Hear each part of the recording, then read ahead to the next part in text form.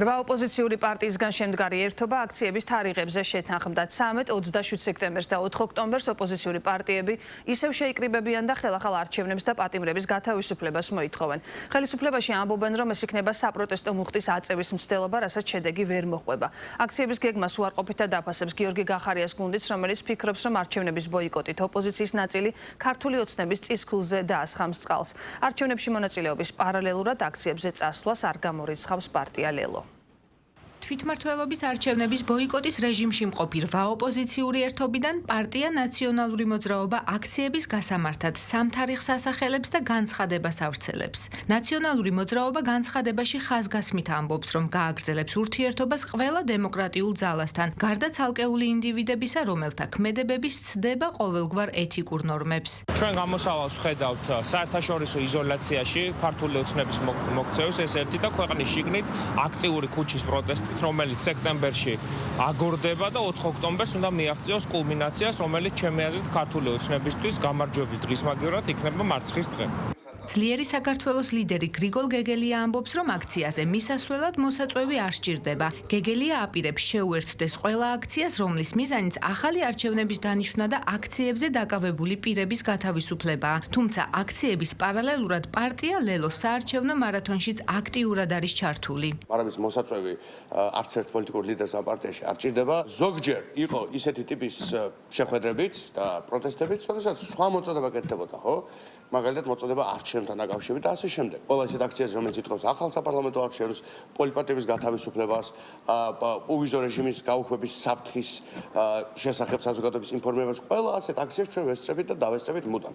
ოპოზიციის ნაწილის გეგმა და დაანონსებული აქციები გაუგებარია პარტია გახარია საქართველოსთვის წევრებისთვის. პარტიაში ამბობენ, რომ ისინი საარჩევნოდ ემზადებიან და არაპირებენ აქციებს შეუერთდნენ, რადგან მიაჩნიათ, რომ ოპოზიციის მხრიდან არჩევნებისთვის ბოიკოტის გამოცხადება ქართული ოცნების ინტერესებს ემსახურება და ამ დრომდე ბოიკოტის რეჟიმში მყოფი 8 პარტიის ერთობის გეგმა მათთვის გაურკვეველია. თვლით, რომ არჩევნების ბოიკოტი ემსახურება მხოლოდ ქართული ოცნების ინტერესს, ჩვენ პირველივე დღიდან ვამბობდით, რომ მონაწილეობთ მუნიციპალურ არჩევნებში და ვაკეთებთ ყველაფერს იმისთვის, რომ საქართველოს მოსახლეობას დავუბრუნოთ იმედი და საქართველოს მოსახლეობასთან ერთად შევძლოთ ქართული ოცნების რეჟიმის დასუსტება. რას აკეთებენ სხვა ოპოზიციური პარტიები, ჩვენთვის საინტერესო არ არის. მათ დღემდე ვერ მოახერხეს დაენახებინათ ჩვენი მოქალაქეებისთვის, რა კონკრეტული გეგმა აქვთ.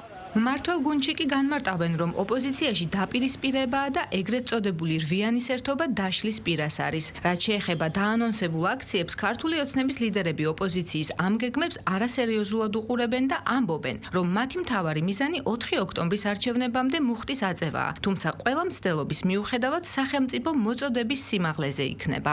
აქციებზე ხალხი გამოდის მაშინ, როდესაც ხედავს, რომ მისი არჩევანის უფლება წაართვეს და მასშტაბურად არის დარღვევები. ყველამ ძალიან კარგად დაინახა არჩევნების შემდგომ რამდენიმე კვირაში, რომ არავით არის უფლებები არჩევნებზე არ დარღვეულა. რაც შეეხება ახლა შიდა დაპირისპირებებს, რიცხვებს, 4, 13 და ასე შემდგომ, ეს არის შიდა მათი პრობლემა.